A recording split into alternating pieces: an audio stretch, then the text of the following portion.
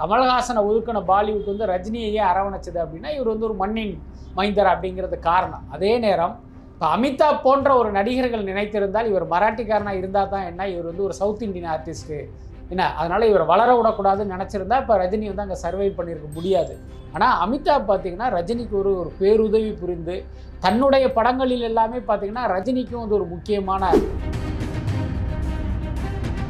அமிதாப் வந்து வாழ்க்கையில் வந்து ஒரு மிகப்பெரிய நஷ்டத்தை இது பண்ணி அப்படி சரிந்து போய் எழுந்து வந்தார் அப்படிங்கிறத ஒரு மேடை பேச்சு சுவாரஸ்யத்துக்காக வேணால் ஒத்துக்கலாம். அதை வேணால் அமிதாப் என்ன அப்படியே பயங்கரமாக சரிந்து போய் ஒரு சாப்பாட்டுக்கே கஷ்டப்பட்ட நிலைமைக்கு ஆளானார் அப்படிலாம் கிடையாது. அமிதாப் வச்ச வீடு எல்லாத்தையும் இழந்துட்டுலாம் ரோட்டுக்கு வரவே. ரஜினிகாந்த் அவர்கள் சொன்னதுலேருந்து இந்த சமுதாயத்தில் வந்து சவுனிகள் தான் அதிகமாக இருக்காங்க, நல்லவனாக இருக்க முடியாது அப்படிங்கிற இதில் ஒரு ஸ்பீச் பேசியிருந்தார். குறிப்பாக பார்த்தீங்கன்னா கொஞ்சம் சாணக்கியத்தனமும் சாமர்த்தியமும் வேணும்னு சொல்லியிருக்காரு இல்லையா? ஒரு வேட்டையன் பட ஆடியோ லான்ச்சில் வந்து இந்த மாதிரி விஷயங்கள்லாம் பேச வேண்டிய தேவை என்ன? ஏன்னா இப்போ நீங்கள் வேட்டையன் படத்தை பற்றி மட்டும் பேசிட்டு போயிருந்தால் அது எல்லாருமே கடந்து போயிருப்பாங்க. ரஜினிகாந்த் அவர்களுமே லோகேஷ் கனகராஜ்கிட்ட பேசியிருக்காரு, கொஞ்சம் தள்ளி போட முடியுமா அப்படின்னு கேட்டதுக்கு தயவு செஞ்சு சார் தள்ளி போடுங்க அப்படின்னு சொன்னார். ரஜினிகாந்த் ஜாலியாக சொல்கிறாரு, அப்போ தான் எனக்கு தெரியுது ஒழுங்காக கதை ரெடி பண்ணாமல் இருந்திருக்கான் அப்படின்னு சொல்லிட்டு. நீங்கள் எல்லாம் சின்ன பசங்க, நான் வந்து ஒரு சீனியர் ஆர்டிஸ்ட்டுங்கிற ஒரு ஆட்டிடியூடு ரஜினிகிட்ட இருக்காது. அவர்களுடைய சம வயதுக்காரராக ரஜினி மாறிடுவார். இப்போ சமீபத்தில் கூட ஒரு ரீல்ஸ் பார்த்தோம், கூலி செட்டில் போய் உட்காந்துக்கிட்டு மனசிலாய பாட்டுக்கு ஒரு டான்ஸ் ஆடினதெல்லாம் நம்ம பார்த்தோம். ஸோ அந்தளவுக்கு ரஜினி வந்து அந்த வயது கலைஞர்களோட வந்து ரொம்ப மிங்கிலாகி தான் ஒர்க் பண்ணிட்டு இருக்காரு. முக்கியமாக லோகேஷ் பார்த்தீங்கன்னா நடிப்பு திறமையை வந்து வெளிப்படுத்துகிற மாதிரிலாம் வேணாம், கமர்ஷியலாக தான் நான் எதிர்பார்க்குறேன் அப்படின்னு சொன்னதாகவும் ரஜினிகாந்த் அவர்களே சொல்லியிருக்காரு இல்லையா? ஸோ படம் வந்து எப்படி ரஜினிகாந்த் அவர்களுக்காக கமர்ஷியலாக மாற்றிருப்பாருன்னு நினைக்கிறீங்களா? என்கவுண்டர் ஸ்பெஷலிஸ்ட் அப்படின்னா நீங்கள் யோசிச்சு பாருங்கள், யாரை அவர் கொலை பண்ணணும், எந்த ரவுடியை கொலை பண்ணணும்னு நினைக்கிறாரு, அவன் வீட்டுக்குள்ளே அப்படி சேரில் உட்காந்துட்டு வாங்க சார் சுடுங்க அப்படிலாம் சொல்ல போகிறது இல்லை. இவரை கண்டவனா அவன் ஓடுவான், இவர் துரத்துவார் என்ன. ஸோ இந்த மாதிரியான ஒரு சேசிங்லாம் இருக்கும். ஸோ இந்த மாதிரியான அம்சங்கள் எல்லாம் அந்த படத்துக்கு பார்த்தீங்கன்னா ஒரு வணிக சினிமாவுக்கான தன்மையை வந்து கொடுத்துருக்கோம் அப்படின்னு தான் நான் நினைக்கிறேன். பட் அதே நேரம் அந்த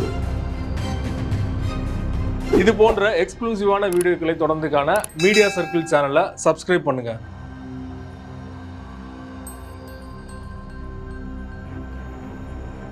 மீடியா சர்க்கிள் நேயர்களுக்கு வணக்கம். இன்றைக்கு நம்மோடு நேர்காணலுக்காக சினிமா விமர்சகர் வலைப்பேச்சு பிஸ்மி சார் அவர்கள் நம்மோடு இணைந்திருக்கிறார். அவரோடு பேசலாம். சார் வணக்கம். வணக்கம். நேற்று வேட்டையன் படத்தோட டீசர் வெளியாக இருக்குது. டீசர்னு சொல்லலாம், அவங்க ப்ரிவியூ அப்படிங்கிற ஒரு பேரில் வந்து அனௌன்ஸ் பண்ணியிருக்காங்க.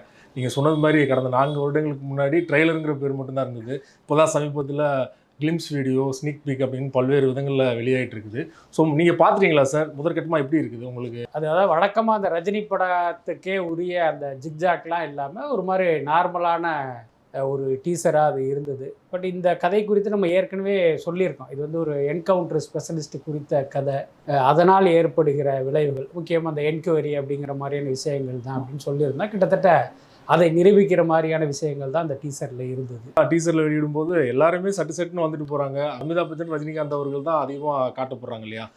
படமாக வரும்போது எப்படி மேனேஜ் பண்ணியிருப்பாங்கன்னு நினைக்கிறீங்க? இல்லை, அது வந்து எல்லாருக்குமே அவர்களுடைய பங்களிப்பு நிச்சயமாக இருக்கும் அப்படின்னு தான் நான் நினைக்கிறேன். ஏன்னா இன்றைக்கி வந்து ஒரு மல்டி ஸ்டார்கள் உள்ளே வர்றதுக்கு காரணமே அந்த ஒரு பேன் இண்டியா கான்செப்ட் தான். அப்படி இருக்கும்போது அவங்கள உள்ளே கொண்டு வந்துட்டு அவங்களுக்கு போதிய முக்கியத்துவம் கொடுக்கல அப்படின்னா அந்த பர்பஸே உங்களுக்கு அடிபட்டு போயிடும். அதே நேரம் ஒரு டீசர் அப்படின்னு வரும்போது அதில் வந்து இவங்களுக்கான முக்கியத்துவத்தெல்லாம் காட்டணும்னு அவசியம் இல்லை. என்ன காரணம்னா இப்போ வேட்டையன் அப்படின்னாலும் அது ரஜினி படம் தான். அப்போ ரஜினிக்கு தான் அதில் நீங்கள் முக்கியத்துவம் கொடுக்கணும். அதைத்தான் ரசிகர்களும் விரும்புவாங்க, முக்கியமாக ரஜினியுடைய ரசிகர்கள். ஸோ அதை கருத்தில் கொண்டு ரஜினியை மையப்படுத்தி அந்த டீசர் கட் பண்ணியிருக்காங்கன்னு நினைக்கிறேன். அதே நேரம் அமிதாப்க்கு வந்து அந்த படத்தில் ஒரு பெரிய ரோல் உண்டு. ஸோ அதனால் அவருக்கான முக்கியத்துவத்தையும் அதில் கொடுத்துருக்காங்க.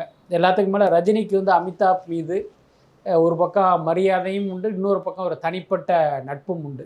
இன்ஃபேக்ட் இந்த படத்தில் அமிதாப் நடிக்க ஒப்புக்கொண்டதற்கே ரஜினி தான் காரணமாக இருக்க முடியும். ஸோ அப்படி இருக்கும்போது அவரை நீங்கள் டம்மி பண்ணிட்டு காட்ட முடியாது இல்லையா? ஸோ அதனால் அமிதாப்க்கான முக்கியத்துவம் கொடுத்துருப்பாங்கன்னு நினைக்கிறேன். குறிப்பாக இயக்குனர் ஞானவேல் அவருடைய போன படம் பார்த்தோம், ஜெய்பீம், ஒரு சமூக கருத்துள்ள படம். இந்த படம் பார்த்தீங்கன்னா என்கவுண்டர் ஆதரிக்கிற மாதிரி ரஜினிகாந்த் அவர்கள் வசனம் பேசுகிறாரு. இன்ஃபேக்ட் வந்து படத்தில் ஒரு என்கவுண்டர் ஸ்பெஷலிஸ்ட் தான் இல்லையா? எப்படி போகும்னு நினைக்கிறீங்க? ஏன்னா படம் வந்ததுக்கு அப்புறமா ஒரு சூப்பர் ஸ்டார் வந்து என்கவுண்டர் ஆதரிக்கிறதுமா பேசுனா எதிர்ப்புகள் பலமாக கிளம்பும் இல்லையா? இல்லை, ஆக்சுவலி இந்த என்கவுண்டர் அப்படிங்கிற ஒரு வார்த்தை வச்சு சொல்கிற கருத்துங்கிறது வேறு. நார்மலாகவே தமிழ் சினிமா எப்படி இருக்குது அப்படின்னா, ஹீரோக்கள் கண்ணில் படுறவனையெல்லாம் அப்படி சுட்டு தள்ளிக்கிட்டே இருப்பாங்க, வெட்டி குமிச்சிக்கிட்டே இருப்பாங்க. இது ரஜினி மட்டும் இல்லை, விஜய் படமாக இருக்கட்டும், அஜித் படமாக இருக்கட்டும். இப்போ என்கவுண்டர் குறித்து ஏன் வந்து ஒரு பெரிய விவாதம் இருக்குது அப்படின்னா, யாருடைய உயிரையும் யாருக்கும் எடுக்கிற உரிமை கிடையாது. அதுவும் நீங்கள் ஒரு காவல்துறையில் இருக்கிற நீங்கள் வந்து அந்த காவல்துறைங்கிறத பயன்படுத்தி அப்பாவி மக்களை கொல்லக்கூடாது அப்படிங்கிறது தான் அந்த அப்போ என்கவுண்டருக்கு எதிராக நம்ம வைக்கப்படுகிற விமர்சனம். அதனால் பல படங்களில் இவங்க பண்ண அதே வேலை தான் இங்கே வந்து ஒரு காவல்துறை அதிகாரியாக பண்ணும்போது அதுக்கு ஒரு என்கவுண்டர் அப்படிங்கிற ஒரு பேரெல்லாம் கொடுக்குறதா இருக்குது. இந்த படத்தை பொறுத்தவரை இப்போ ரஜினிகாந்த் தனிப்பட்ட வாழ்க்கையில் என்கவுண்டரை ஆதரிக்கிற ஒரு நபராகத்தான் இருப்பார் அப்படின்னு நான் நினைக்கிறேன். ஏன்னா கடந்த கால ரஜினியுடைய செயல்பாடுகளை எல்லாம் பார்க்கும்போது இப்போ தூத்துக்குடி என்கவுண்டர்லேயே ரஜினியுடைய நிலைப்பாடு என்ன அப்படிங்கிறது நமக்கு தெரியும். அது இல்லாமல் எப்போயுமே பார்த்திங்கன்னா இந்த போராளிகளையே ஒரு தீவிரவாதிகளாக பார்க்குற ஒரு மனிதர். அதனால் தனிப்பட்ட வாழ்க்கையில் தனிப்பட்ட முறையில் ரஜினிகாந்த் வந்து என்கவுண்டரை ஆதரிப்பவராக தான் இருப்பார். அதில் எந்த மாற்றமும் இல்லை. இன்னொன்று, அவர் எப்பயுமே அதிகாரத்தின் பக்கம் நிற்கிறவர். முக்கியமாக காவல்துறை, இராணுவத்துக்காக வந்து அவர் பயங்கரமாக வாய்ஸ் அவுட் பண்ணுற ஒரு நடிகர். அதே நேரம் இயக்குனர் தாசா ஞானவேல் எப்படிப்பட்டவர் அப்படின்னு பார்த்தா, அவர் வந்து அடிப்படையில் ஒரு பத்திரிகையாளர். அதெல்லாமல் ஒரு சமூக சிந்தனையும் சமூக பொறுப்பும் உள்ள ஒரு பத்திரிகையாளராக கடந்த காலங்களில் அவரை பார்த்துருக்கோம். ஸோ அப்படிப்பட்ட தாசா ஞானவேல் இயக்குகிற இந்த படத்தில் பார்த்தீங்கன்னா அந்த என்கவுண்டருக்கு ஆதரவான ஒரு நிலைப்பாடு இருக்குமா அப்படின்னா அதில் வந்து எனக்கு ஒரு சின்ன சந்தேகம் இருக்குது. இன்ஃபேக்ட் ரஜினி என்கவுண்டர் ஸ்பெஷலிஸ்டாக நடித்தாலும் படத்தினுடைய பிற்பாதையில் பார்த்தீங்கன்னா அதற்கு எதிரான ஒரு நிலைப்பாட்டை தான் இந்த படம் சொல்லும் அப்படின்னு நான் நினைக்கிறேன். அமிதாப் பச்சன் அவர்கள் பற்றி ரொம்பவே நெகிழ்வாக சொன்னார். கிட்டத்தட்ட 60 வயசில் வந்து அவர் ரொம்பவே பண கஷ்டத்தில் இருந்தார். அந்த டைமில் பார்த்தீங்கன்னா மறுபடியுமே 18 மணி நேரம் உழைச்சி ஒரு கம்பேக் கொடுத்து வந்து தான் வந்து இன்னைக்கு இந்த நிலமில் இருக்காரு அப்படின்னு ரொம்பவே பாசிட்டிவாக சொன்னார் இல்லையா? அது பலருக்குமே வந்து ஒரு எனர்ஜி பூஸ்டராக தான் இருந்திருக்கும். ரஜினிகாந்த் அமிதாப் பச்சன் அவர்களுடைய நட்பு பற்றி நீங்கள் சொல்லுங்கள் சார். இந்த படத்தில் வந்து எந்த மாதிரி ஒர்க் அவுட் ஆகிட்டு நினைக்கிறீங்க? ரஜினிக்கும் அமிதாப்புக்கான நட்புங்கிறது நம்மளுடைய அனுமானத்துக்கு அப்பாற்பட்ட ஒரு ஆழமான நட்பு அப்படின்னு தான் நான் நினைக்கிறேன். அதற்கு என்ன காரணம் அப்படிங்கிற ஆராய்ச்சி ஒரு பக்கம் இருந்தாலும் இப்போ பொதுவாகவே வட இந்தியாவிலிருந்து நீங்கள் வந்து பாலிவுட்டுக்கு யாராவது ஆர்டிஸ்ட் போனாங்கன்னா அவங்க எவ்வளோ பெரிய திறமைசாலிகளாக இருந்தாலும் சரி, ஒரு லெவலுக்கு மேலே பார்த்தீங்கன்னா அவங்கள வந்து வளர்க்கவே மாட்டாங்க. இன்னும் சொல்லப்போனால் வளரவே விட மாட்டாங்க. அதுதான் ஃபேக்ட்டு. இது வந்து கமல்ஹாசனுக்கே நடந்த ஒன்று தான். கமல்ஹாசனுடைய திறமையை பற்றி நம்ம புதுசாக சொல்ல வேண்டியதில்லை.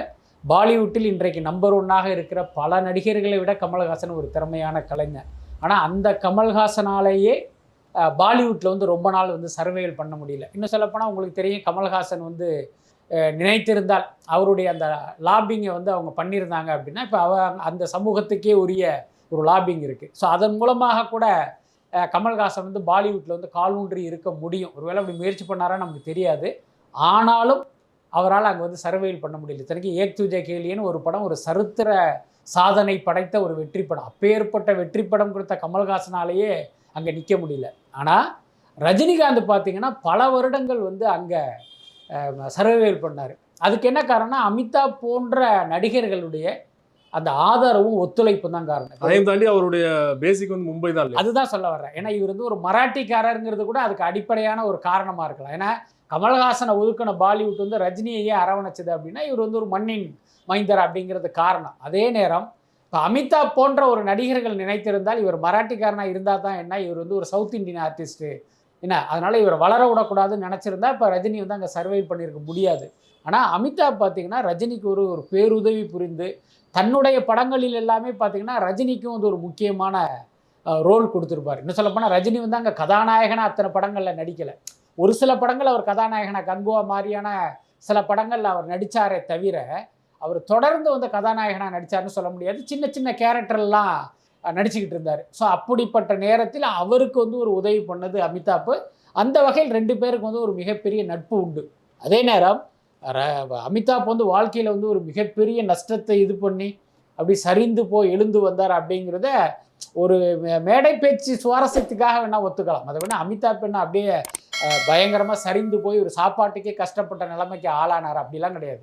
ஏபிசிஎல்னு ஒரு பட நிறுவனம் ஆரம்பித்தார். அதன் மூலமாக பார்த்திங்கன்னா பல கோடி ரூபா கல்லா கட்டினார். அந்த நிறுவனம் வீழ்ச்சி அடைந்தது. அமிதாப் பச்சன் கார்பரேஷன் லிமிடெட் என்கிற அந்த ஏபிசிஎல் ஒரு நிர்வாக கோளாறு காரணமாக வீழ்ச்சி அடைந்தது. அதனால் அந்த நிறுவனம் நஷ்டப்பட்டது. அமிதாப் பச்சன் வீடு எல்லாத்தையும் இழந்துட்டுலாம் ரோட்டுக்கு வரவே இல்லை. அதனால் ஒரு இன்ஸ்பிரேஷனுக்காக அந்த உதாரணத்தை சொல்லாமே தவிர அது ஒரு உண்மையான இதாக எடுத்துக்க முடியாது. இப்போ இந்த வீடியோ நீங்கள் சொல்கிற மாதிரி வந்து ஒரு இன்ஸ்பிரேஷனுக்காக சொன்னானா அமிதாப் பச்சன் பார்க்கும்போது அவர் என்ன நினைப்பார் அப்படிங்கிற ஒரு கேள்வி இருக்கு இல்லையா? இல்லை அவர் வந்து இதை ஒரு தப்பாக நினைப்பதற்கு வாய்ப்பு இல்லை. சரி, ஏதோ நம்மளை பற்றி ரஜினி பெருமையாக சொல்லியிருக்காரு அப்படின்னு தான் நினைப்பாரு. ஃபகத் ஃபாசில் பார்த்தீங்கன்னா ஏற்கனவே விக்ரம் படத்தில் கமல் அவர்களோட நடிச்சு ஈக்குவலாக ஒரு ஸ்க்ரீன் ஸ்பேஸ் இருந்திருக்கும். இந்த படத்துலேயும் முக்கியமான ரோலில் நடிச்சிருக்காரு. இன்ஃபேக்ட் வந்து அவருக்காக தான் வந்து படத்தை வெயிட் பண்ணோம், படப்பிடிப்பை தள்ளி போட்டோம் அப்படிங்கிறதுலாம் செய்தி வெளியாக இருக்கு இல்லையா? இந்த காம்பினேஷன் எப்படி ஒர்க் அவுட் ஆகும் நினைக்கிறீங்க? கமல் ஃபகத் ஃபாசில் மாதிரி ரஜினி ஃபகத் ஃபாசில் ஒர்க் அவுட் ஆகும் நினைக்கிறீங்களா? இல்லை, நிச்சயமாக ஆகும். ஏன்னா ஃபகத் ஃபாசில் வந்து பார்த்தீங்கன்னா ஒரு வெர்சடைல் ஆர்டிஸ்ட், அதில் எந்த மாற்றமே இல்லை. அவர் வந்து என்ன கதாபாத்திரத்தில் நடிக்கிறாரோ அந்த கதாபாத்திரமாகவே மாறிவிடுகிற ஒரு தன்மை கொண்ட ஒரு நடிகர் அவர். அவரை பொறுத்த வரைக்கும் ரஜினி படத்தில் நடிக்கிறார், கமல் படத்தில் நடிக்கிறாருங்கிறது கிடையாது. அவர் என்ன கதாபாத்திரத்தில் நடிக்கிறார் அப்படிங்கிறது தான்.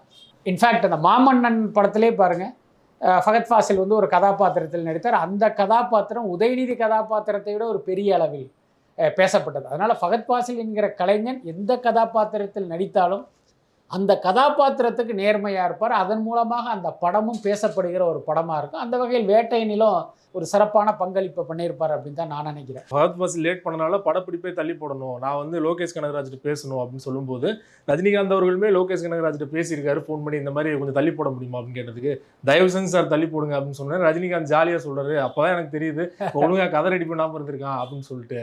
எப்படி இவங்களுக்குள்ள ஒரு ஜாலியாக எடுத்துக்கிறதா, இல்லைனா உண்மையிலேயே வந்து கதையை கேட்டு பிடிக்காம சொன்னார் அப்படி புரிஞ்சுக்கிறதா?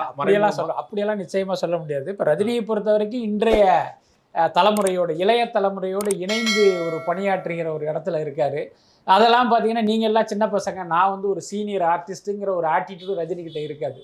அவர்களுடைய சம வயதுக்காரராக ரஜினி மாறிடுவார். இப்போ சமீபத்தில் கூட ஒரு ரீல்ஸ் பார்த்தோம், கூலி செட்டில் போய் உட்காந்துக்கிட்டு மனசிலாய பாட்டுக்கு ஒரு டான்ஸ் ஆடினதெல்லாம் நம்ம பார்த்தோம். ஸோ அந்தளவுக்கு ரஜினி வந்து அந்த வயது கலைஞர்களோட வந்து ரொம்ப மிங்கிலாகி தான் ஒர்க் பண்ணிகிட்ருக்காரு.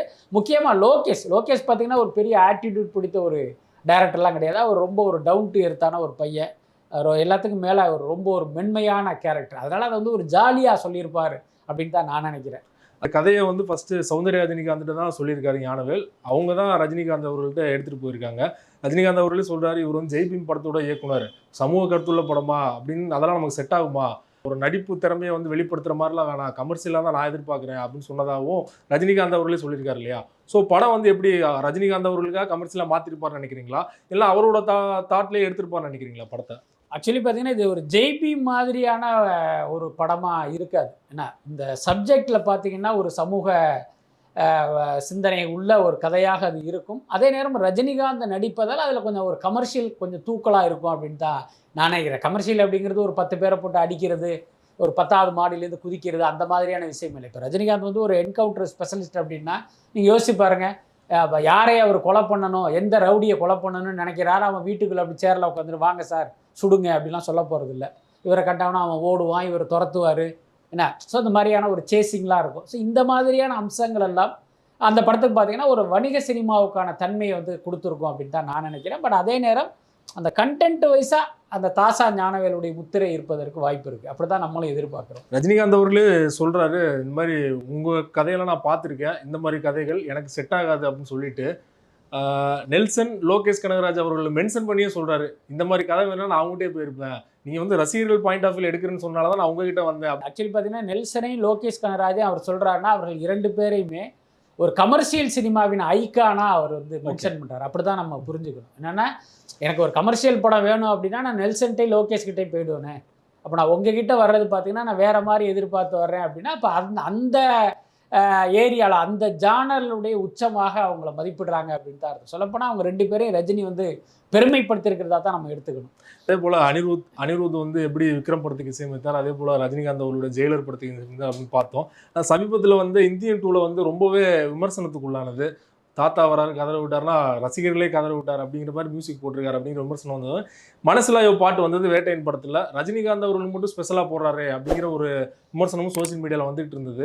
இது எப்படி பார்க்குறீங்க? ரஜினிகாந்த் அவர்கள் உண்மையிலேயே ஸ்பெஷலாக போடுறாருன்னு நினைக்கிறீங்களா? இல்லை, ஒரு கலைஞன் வந்து அந்த மாதிரி செய்வதற்கு வாய்ப்பு இல்லை. அதே நேரம் சப்கான்சியஸாக சில விஷயங்கள் உள்ளே இருக்கும்ல. இப்போ அனிருத்துடைய இவ்வளோ பெரிய வளர்ச்சிக்கு வந்து வித்திட்டது வந்து ரஜினி தான். ஏன்னா அந்த ரஜினிங்கிற அந்த பேனர் தான் இவரை வந்து பல இடங்களுக்கு கொண்டு போனது. இன்னும் சொல்லப்போனால் ரஜினி படத்துக்கு இசையமைக்க ஆரம்பித்த பிறகு தான் அனிருத்துங்கிற ஒரு இசையமைப்பாளரை எல்லா இடத்துலையுமே ரீச் ஆனார். அதுக்கு முன்னே பல ஹீரோக்களுக்கு போட்டாலும் உங்களுக்கு வந்து கடைக்கோடி மக்கள் வரைக்கும் கொண்டு போனது வந்து ரஜினி படத்தில் இணைந்ததற்கு பிறகு தான். எல்லாத்துக்கு மேலே அவருடைய உறவினர். அதனால பார்த்தீங்கன்னா அவர் ஒர்க் பண்ணும் போதே வந்து தானாகவே அப்படி ஒரு விஷயம் வந்துடும். ஆனால் திட்டமிட்டு இது ரஜினி படம், இது வந்து சூப்பராக கொடுத்துடணும்னு வருவதற்கு வாய்ப்பு இல்லை. அவர் இந்தியன் 2 எப்படி ட்ரீட் பண்ணியிருப்பாரோ அப்படி தான் இதையும் ட்ரீட் பண்ணியிருப்பாருன்னு நான் நினைக்கிறேன். அதே நேரம் இந்த மனசிலாய பாடல்கள் கேட்கும்போது முதல்ல பார்க்கும்போது கூட அது வந்து ஒரு வித்தியாசமான டியூனு அப்படி இப்படிங்கிற மாதிரிலாம் தோணவே இல்லை. அந்த முதல் கருத்துங்கிறது பார்த்தீங்கன்னா கொஞ்சம் மொக்கையாக தான் இருந்தது. ரீல்ஸ்ல கேட்க தான் அதுதான் நான் சொல்ல வரேன். முதல்ல கேட்கும்போது இது ஏற்கனவே கேட்ட டியூன், முக்கியமாக அந்த பேட்ட டியூனையே புரட்டி போட்ட மாதிரி தான் இருந்தது. ஆனால் அதுக்கப்புறம் அது ரீல்ஸு அப்படி இப்படின்னு வந்து ட்ராவல் ஆகி ஒரு பெரிய அளவில் ரீச் ஆனதுக்கு பிறகு இப்போ நமக்கே அடடா இது சூப்பர் பாட்டாக இருக்கே அப்படின்னு தோண ஆரம்பிச்சிருச்சு. அதே போல் ப்ரொடக்ஷன் சைடில் பார்த்தீங்கன்னா இந்தியன் 2 பெரிய ஒரு டிசாஸ்டராக அமைஞ்சிருச்சு லைக்கா ப்ரொடக்ஷன்ஸ். இந்த படம் அதுலேருந்து மீண்டு வர உதவுன்னு நினைக்கிறீங்களா லைக்கா ப்ரொடக்ஷன்? நிச்சயமாக உதவும். இன்னொன்று வேட்டையன் பார்த்தீங்கன்னா ரஜினி படமாக இருந்தாலும் அது பட்ஜெட் வைஸ் வந்து ஒரு மிகப்பெரிய பட்ஜெட் படமாக இருக்காது. அதுதான் முக்கியமான விஷயம். ஏன்னா இந்த கதைக்கு என்ன தேவையோ என்ன செலவோ அவ்வளோதான் இதை பண்ணியிருப்பாங்க. இந்த வேட்டையனை பொறுத்த வரைக்கும் பெரிய செலவு அப்படிங்கிறது ரஜினிகாந்துக்கு கொடுக்கப்பட்ட சம்பளம் தான். அதனால் இந்த படத்தை பொறுத்த வரைக்கும் லைக்காவுக்கு வந்து ஒரு வணிக ரீதியில் ஒரு மிகப்பெரிய வெற்றி படமாக தான் இருக்கும். அதாவது பார்த்திங்கன்னா படம் தியேட்டருக்கு வந்து ரிலீஸ் ஆகி வெற்றியடைந்து லாபம் கிடைப்பது நம்ம கையில் கிடையாது. அதே நேரம் வியாபார லெவல்லையே இந்த டேபிள் ப்ராஃபிட்னு சொல்லுவாங்கல்ல, அந்த அடிப்படையிலே இவங்களுக்கு வந்து ஒரு நல்ல லாபம் கிடைப்பதற்கு வாய்ப்பு இருக்குது. ரஜினிகாந்த் அவர்கள் சொன்னதுலேருந்து இந்த சமுதாயத்தில் வந்து சவுனிகள் தான் அதிகமாக இருக்காங்க, நல்லவனாக இருக்க முடியாது அப்படிங்கிற இதில் ஒரு ஸ்பீச் பேசியிருந்தார். குறிப்பாக பார்த்தீங்கன்னா கொஞ்சம் சாணக்கியத்தனமும் சாமர்த்தியமும் வேணும்னு சொல்லியிருக்காரு இல்லையா? இது ஜென்ரலாக ஒரு ஆடியன்ஸ் சொல்கிறாரா இல்லை இண்டஸ்ட்ரியில் அவருக்கு நடந்ததை வச்சு சொல்கிறாரா? எப்படி நம்ம புரிஞ்சுக்கிறது? இல்லை, அது ரஜினிக்கு தான் தெரியும். பொதுவாகவே இந்த உலகம் என்பது நல்லவர்களும் கெட்டவர்களும் கலந்த ஒரு உலகம் தான். அதில் தான் ரஜினிகாந்த் இவ்வளோ நேரம் வாழ்ந்துக்கிட்டு இருக்காரு. அந்த உலகத்தில் தான் கண்டக்டராக இருந்தார். அந்த உலகத்தில் தான் அவர் சூப்பர் ஸ்டாராக மாறினார். அதனால் இன்றைக்கி திடீர்னு வந்து இங்கே சகுனிகளுடைய எண்ணிக்கை அதிகமாகி இந்த உலகமே வந்து ஒரு கெட்டு போகலை. ஏன்னா அதே நேரம் ஆட்சி அதிகாரத்தில் வேணால் சகுனிகளுடைய ஆதிக்கம் அதிகமாகிடுச்சு அப்படின்னு நாம் சொல்லலாம். அதை கூட ரஜினி சொல்ல மாட்டார். பட் இந்த இதெல்லாம் ஒரு பரபரப்புக்காக தான். இன்னொன்று நீங்கள் வந்து ஒரு வேட்டையன் பட ஆடியோ லான்ச்சில் வந்து இந்த மாதிரி விஷயங்கள்லாம் பேச வேண்டிய தேவை என்ன? ஏன்னா இப்போ நீங்கள் வேட்டையன் படத்தை பற்றி மட்டும் பேசிட்டு போயிருந்தால் அது எல்லாருமே கடந்து போயிருப்பாங்க. அதை தாண்டி ரஜினியுடைய ஒவ்வொரு வார்த்தையும் வச்சு வந்து மக்கள் பேசணும். இப்போ உதாரணத்துக்கு ஊடகங்கள் இப்போ நம்ம உட்காந்து பேசிக்கிட்டு இருக்கோம்ல, ஸோ இது போல் பேச வைப்பதற்கான ஒரு ஸ்பீச்சாக தான் அதை நான் பார்க்குறேன். அதை தாண்டி அதுக்குள்ளே ஒரு அர்த்தம் இருக்கும். சினிமாவில் இவருக்கு ஏதோ நடந்து போச்சு அதுக்காக சொல்கிறாரு, அரசியல் ஏதோ நடந்து போச்சு அது அப்படிலாம் எடுத்துக்க வேண்டியது இல்லைன்னு நினைக்கிறேன். இந்த படத்தோட ரிலீஸ் டேட் வந்தோடனே கங்குவா படத்தோட ரிலீஸ் டேட் முன்னாடி அனௌன்ஸ் பண்ணிட்டாங்க, நீங்கள் வந்து இதை சேர்ந்து அனௌன்ஸ் பண்ணுறீங்க அப்படிங்கிற விமர்சனம் வந்தது. அதற்குமே ரஜினிகாந்த் அவர்கள் பதில் சொல்லியிருக்காரு, நாங்கள் வந்து படம் ஆரம்பிக்கும் போதே இந்த டேட்டில் தான் ரிலீஸ் பண்ணணும்னு முடிவு பண்ணிட்டோம். ஆனால் வந்து எதிர்பாராத விதமாக வந்து ஃபஸ்ட்டு அவங்க அனௌன்ஸ் பண்ணிட்டாங்க, அதனால் நாங்களும் அனௌன்ஸ் பண்ண வேண்டிய சுச்சுவேஷன் வந்து தான் அவர் சொல்லியிருந்தார் இல்லையா? இது எப்படி சமாளிக்கிறதுக்காக சொல்கிறாரா, உண்மையிலேயே நடந்தது தான் சொல்லியிருக்காரா? இல்லை, ஆரம்பத்திலேருந்தே அந்த படம் அக்டோபர் 10 அப்படிங்கிறது இண்டஸ்ட்ரியில் இருந்து ஒரு தகவலாக இருந்தது. இன்னும் சொல்ல போனால் எங்களுடைய சேனல்லே நாங்கள் பல முறை அது குறித்தெல்லாம் நம்ம பேசியிருக்கோம். அதே நேரம் இவங்க என்ன பண்ணாங்க, கங்குவா இந்த படம் இந்த மாதிரி வர்றதுக்கான ஒரு சூழல் இருக்குதுன்னு தெரிஞ்சுக்கிட்டு அவங்க டக்குன்னு என்னென்னா அதை வந்து அவங்க அனௌன்ஸ் பண்ணிட்டாங்க. அவங்க என்ன நினச்சாங்க அப்படின்னா, இப்போ நம்ம முதல்ல அனௌன்ஸ் பண்ணிடுவோம் என்ன, அதனால வந்து அவங்க வேறு தேதிக்கு போயிடுவாங்க அப்படின்னு அவங்க எதிர்பார்த்தாங்க. ஆனால் ரஜினி தரப்பில் வந்து அந்த தேதியில் உறுதியாக இருந்தாங்க. அதுக்கு ஒருவேளை ஜோசியக்காரர் யாராவது கூட அந்த தேதியை குறித்து கொடுத்துருக்கலாம். பொதுவாகவே ரஜினியை பொறுத்த வரைக்கும் ஒரு படத்துக்கு தலைப்பு வைத்தாலும் அதை வந்து ஜோசியக்காரங்கள்ட்ட டிஸ்கஸ் பண்ணுறாரு. படத்தினுடைய ரிலீஸுக்கே வந்து அவங்கக்கிட்ட தான் டேட்டு வாங்குறாரு. அதனால் அந்த காரணத்தினால அவங்க அந்த டேட்டில் உறுதியாக இருந்திருப்பாங்க அப்படின்னு நினைக்கிறேன். ஸோ மொத்தத்தில் என்னென்னா இவங்க தான் முதல்ல அந்த டேட்டை லாக் பண்ணாங்க. ரொம்ப நன்றி சார். சினிமா தொடர்பாக பல்வேறு விஷயங்கள் எங்களோட பகிர்ந்து கொண்டீங்க, நேரத்தை ஒதுக்கி மிக்க நன்றி சார். ரொம்ப நன்றி.